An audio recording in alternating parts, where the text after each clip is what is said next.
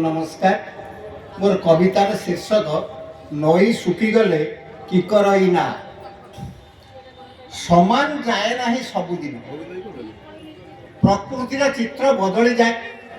ऋतु सब बदलिले गड़ी गड़ी चले बयस समय गेल्हारे बढ़ी शिशु कैशोर टपी यौवन में पहुंचे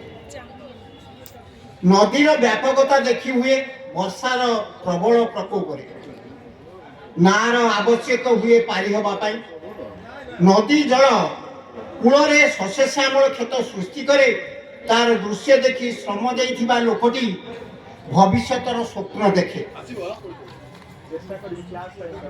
कुआर पुण्य चांद देखी आनंदित हुए सेपरी माँ मनरे आनंद शिशु मनरे आनंद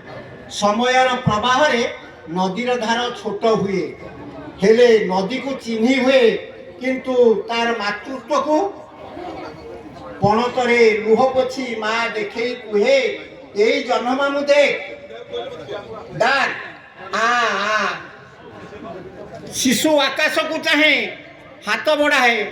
मार जन्मामु ता कोलरे केते कल्पना केते आशा आशा नहीं मनीषटा बंचे अवशोष आउ हताशा तार पिछा करुछि जानि पारि न थाए